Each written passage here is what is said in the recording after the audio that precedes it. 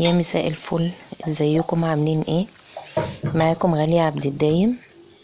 هنعمل مع بعض النهاردة القلقاس بس بطريقة امهاتنا، الطريقة القديمة.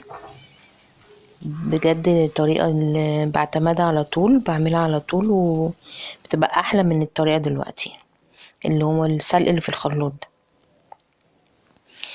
احنا جبنا القلقاس هنحطه في مية دافية او ساقعة مش هتفرق. هنضيف عليها ليمون، وهنضيف معلقة ملح، وهنسيبهم شوية كده، ممكن نص ساعة ولا حاجة. بعد كده هنجيب السلق. هنا بحط اهو الملح وتقلبيه وتسيبيه شوية. السلق طبعا لما بتيجي تشيل العرق كده اللي فيه وتاخدي الاخضر بس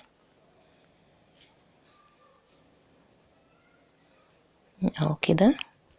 هتعملي كل كمية السلق وهدي فيهم في مية بشوية خل.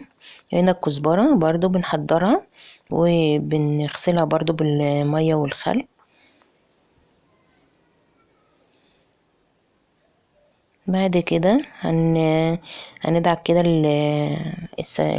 القلقاس عشان ينزل المادة اللزجة اللي فيه. بعدين هنشطفه ونصفيه في مصفى.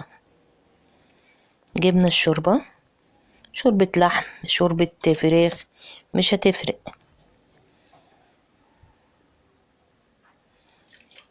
هتضيفي كل كمية القلقاس ونقلبه ونغطيه ونسيبه على النار. تانية هتجيبي، هنا انا حطيت زبدة وزيت، وجبت السلق. انا ما بقطعهوش يعني، بس الكمية كده على النار هتقل دلوقتي تشوفوها.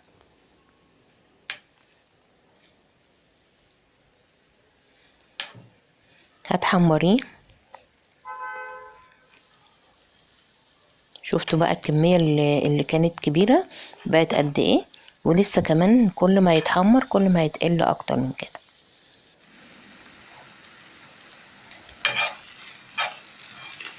اهو هنا اتحمر.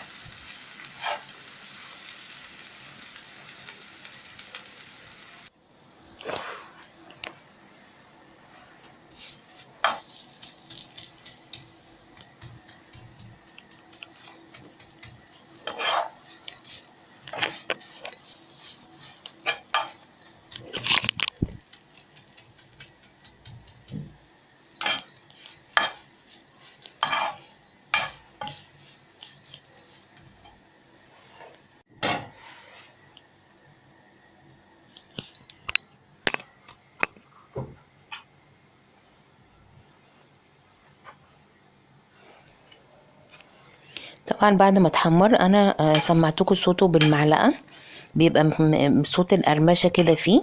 تضربيه بظهر المعلقة لما تلاقيه مقرمش كده، تحطيه في مطحنة وتطحنيه او تدقيه في هون. هنا بتاخدي بقى بعد كده بيبقى ناعم كده زي ما انت شايفاه. هتضيفي على القلقاس لحد ما يبقى اللون اللي انت بتحبيه. انا بحب اللون الاخضر، بيبقى غامق فيه، بيبقى احلى يعني. هنا جبنا الكزبرة وكم فص توم، بتفرميهم وبتحطيهم على ممكن سمن من مطرح السلق.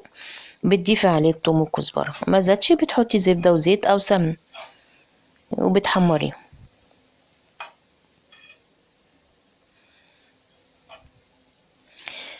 طبعا بتقلبي لحد ما يبقى لونه ذهبي، لون التوم. ما تغمقيش التوم طبعا بحيث ان هو ما يديش مرارة معاكي في الاكل، يعني معروف ان التوم لما بيتحمر زيادة عن اللازم بيدي طعم مر في الاكل، بيبقى محروق طبعا.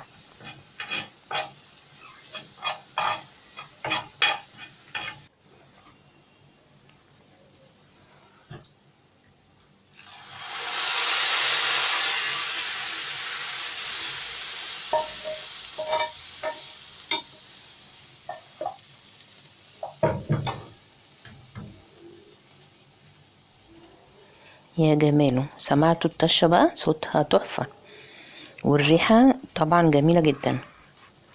اتمنى طريقتي تعجبكم، وصحة وعافية عليكم.